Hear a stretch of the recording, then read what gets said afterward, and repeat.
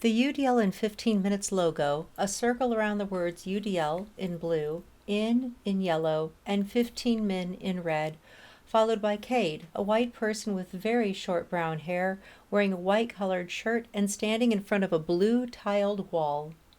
Hi everyone. At about the 4 minute mark, you will hear a siren. It lasts for maybe 30 seconds, but just wanted to give you a heads up.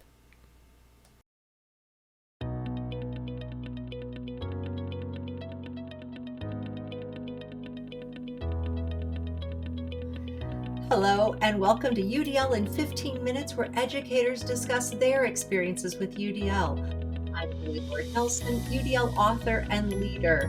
Today, I'm talking with Kade Friedman, who's an adjunct professor at New York University and works with educational organizations around the world to create inclusive learning environments for all learners. Today, Kade is going to share how they use UDL to create spaces where all adults can be more effective. Hi, Kade, how are you? Hi, Louie. It's so nice to be on the podcast with you. I'm good. Thank you so much. It's so nice to meet you. So let us know a bit about you. What's been your journey in education and with UDL? Kade and 9 other educators grouped together in front of a classroom projector screen after a class on assistive technology at Bank Street College.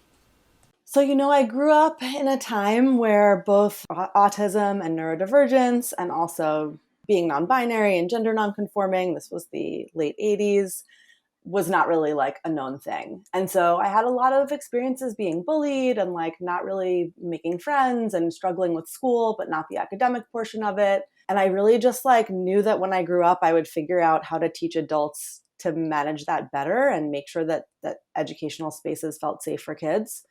So I was in educational TV for a while, and then I was a kindergarten special education teacher in the New York City public schools. And from there, I sort of burnt out and I moved to India and I lived in the forest. And I realized that like I needed to come back and attack this from a different angle, and that I wanted to have more impact with teachers. And even though I loved working with children, I just really wanted to ensure that teachers had the right skills. And so I started as an adjunct at Bank Street College, and now I'm at NYU, and also just consulting with organizations who really want to do the work. And my like barometer for if an organization is the right organization for me is if they internally also want to be more inclusive and use UDL within their internal structures and not just for the teachers or children that they work with. Excellent. That's an incredibly powerful story. Thank you. That's Thanks. just awesome. Oh my gosh. So, okay, we know that NYU is a huge campus and has a presence well beyond New York City. How many campuses does it have? How many students? Kade, seated in a circle of chairs with other educators in Agastya, India. I mean, I think we're in 3 continents. And then in New York, there's 2 campuses. There's one in Manhattan and one in Brooklyn, although that doesn't include all of the medical campuses that are within hospitals. And then within the main downtown New York campus, there are 11 schools. It's really large. It's huge. It's huge. And okay, we'll go back to that in a second. So anyway, but you're using UDL to create more effective learning spaces for adults. And I understand that this means everything from learning spaces to meeting spaces. So dig into that. Yeah, so I mean, I think the thing that I've discovered, as a professor of special education and disability justice, that there's this expectation that we're going to teach our students who will be teachers to use UDL, but there isn't necessarily an expectation to use UDL in your own teaching as a professor or within meetings across like departments. So the thing that I've been focusing a lot on is really designing my courses using UDL and being super explicit and naming it for students and saying like, look, you probably haven't experienced this before because you were in some kind of top-down schooling process. This is one where there's choice, there's freedom. I'm going to share power with you. I'm going to give you ways to like hold the classroom space. And now that you've experienced this as a student, you have a model for how to then replicate this when you are the adult in a space with children. Nice. Are these undergraduates, graduates, all the above? A screenshot of a Zoom class with 20 people. They're undergrad and grad, and I often have postdocs audit classes. Nice.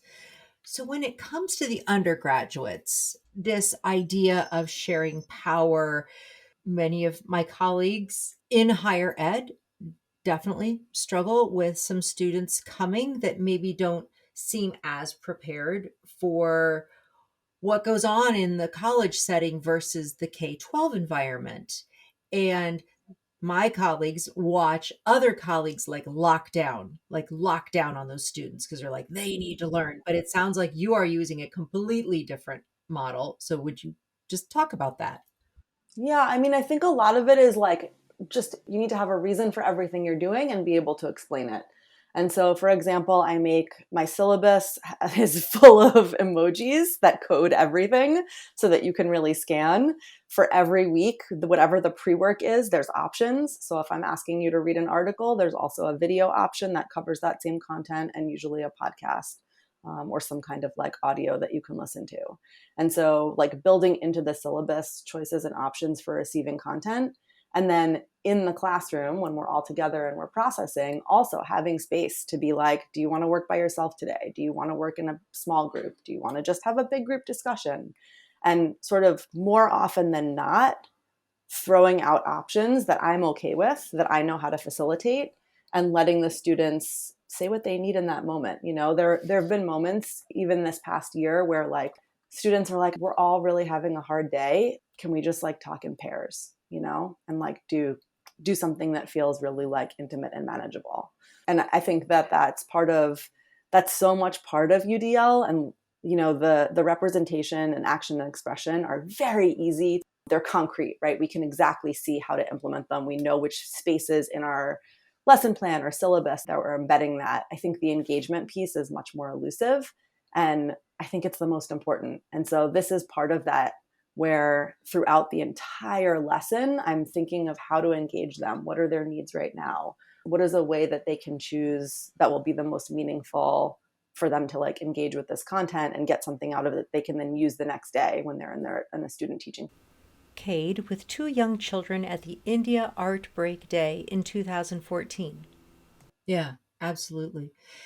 And talk about how you, and I don't like the word balance, I've got to come up with a better word here, but the idea of recognizing that they're having the hard day. Yes, they want to talk in pairs, but then you're also maintaining high expectations. They are still gaining content, they're still gaining skills, they're still required to be a student. And I think there's a misnomer out there that when we pay this much attention, which is the good thing to do, to those social emotional needs, that's for some reason people drop off on rigor, but you're not. So can you talk about that? I mean, I think as humans, when we're having a hard time and someone can acknowledge it, it changes the experience that we're having. It takes it away from being this like isolated private thing to like it's out in the open and it's okay. And it normalizes that it's okay. And so I actually find that by acknowledging the students' emotional states and letting them share what's going on for them, you know, it takes 2 minutes at the beginning of class where we do an SEL check-in. I show them one of those 9 grids that's like a drag queen and in 9 different emotions and say, which one do you resonate with? And with very quickly, I have a sense of the room and can say, okay, let's forge ahead, or like, okay, let's pause. What's going on for everyone? And just that 30 seconds, 2 minutes, however long it takes to sort of tap in, lets them know that it's okay to show up to class with these feelings, that they don't have to hide them. And it makes them certainly much more open and present to whatever's going to come after that. But it also lets me know, like, okay, if I was going to do some kind of scenario later about how to react to gun violence, and they've all just experienced some kind of like horrific active shooter drill, that maybe today is not the right day to do that. It doesn't mean I'm not going to do it. It just means that I now have a little bit more information about what they can handle in this moment. And I might move things around. Yeah, yeah. Kade posing with 6 men and women in Agstya, India, all wearing brain hats they've created out of cut up paper patterns. Okay, I could keep going down this rabbit hole, definitely, but I know you're also using the framework with your colleagues in how meetings are designed or how information is communicated, all of the above. So just dive in there. Yeah, it was something that I realized over the pandemic when we were just in so many Zoom meetings that someone had to take notes and that a lot of people were taking notes. And it actually worked better to open a Google Doc and have shared collective notes. And I've done this in meetings within the university, also within the union, and also in my classrooms with students. Instead of everyone taking notes in separate places, is still an option, if you want, you can tap into a collective note doc. And I think that this kind of like sharing information, normalizing that like some people are going to want to type everything out and that works for them, and some people can't, but will need that written note later to remind themselves of what happened, that we can all sort of take part in that in the way that feels right for us and benefit from what each other are doing, right? It doesn't have to be everyone just doing something for themselves. Yeah, that recognition of the jagged profile where you're really strong in one moment and someone else would prefer or needs a support in that moment. In the very next moment, you might be the person who would really appreciate that support and somebody else is strong in it. And so, Totally. yeah, And some people show up with iPads and sketch things out. And like the ability to like sketch out a drawing or a diagram and then just plop it right into the Google Doc. Also, like for a lot of people, that kind of visual spatial drawing, making things visual is hard, but they benefit from the images. And so if someone wants to make those images, let's all benefit from them, right? Like, exactly. So yeah. exactly. Okay, so starting with the collective notes, and then people probably had some ahas around there, maybe silently, or maybe they shared them, but then where has it gone from there? Kade leading a Teach for Italy Zoom course with 20 students in 2020. I think that it's really valuable to share power in whatever way that you can. I think it's a way to be anti-racist and anti-biased. It's a way to combat against ableism and normalize all of the different ways that we can contribute. And so I've seen myself do this in meetings where I take on a role. It's not necessarily like offered or given to me, but I say like, okay, in this meeting, I'm going to be the note taker, or in this meeting, I'm going to try to make as many connections between what people are saying as possible. And I've started doing this with my students also, where like our class jobs, right, just like kids have in elementary school up through high school, I think it's really valuable in learning settings to also have a role that you play. And like maybe your role is the skeptic and you are just like playing devil's advocate with everything everyone says. And that's something you would naturally do. And it might be like admonished, but in this setting, we're making space for that, right? And it also takes the pressure off of me or whoever's the facilitator to have to like remember to hold all the perspectives, because it's now someone's job to call in the perspectives that are left out. I love that.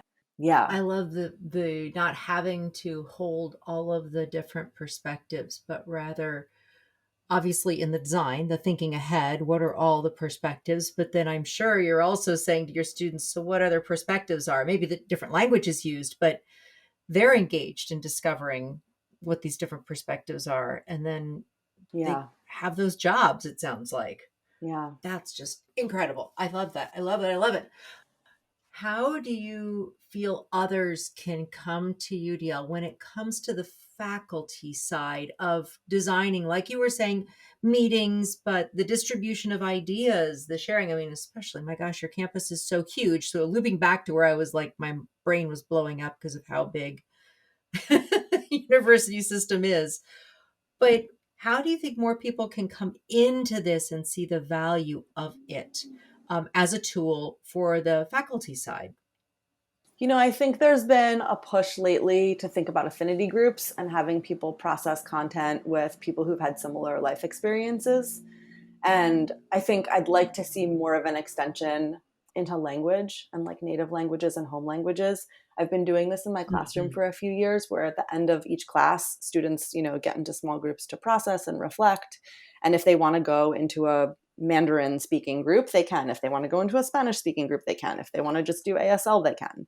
And I think that I'd like to see more of that at the like faculty level, of just really like honoring people's cultures and home languages, and not just sort of the surface level, like, well, we'll have racial affinity groups. Kade holding up a children's book during a read aloud online session called Learn with Kade, followed by video captures of the UDLapproach.com and the UDL in 15 minutes logo. Right. Oh, this was such a brilliant conversation. Thank you, Kade. Thank you so much. Yeah, thank you, Louie. It's fun to share. Great. So for those listening to this podcast, you can find supplemental materials like an image montage with closed captioning, that montage with audio descriptions, a transcript, and an associated blog at my website, which is the udlapproach.com/podcasts. And finally, if you have a story to share about UDL implementation for UDL in 15 minutes, you can contact me through the udlapproach.com. And thanks to everyone for your work in revolutionizing education through UDL and making it our goal to develop expert learners.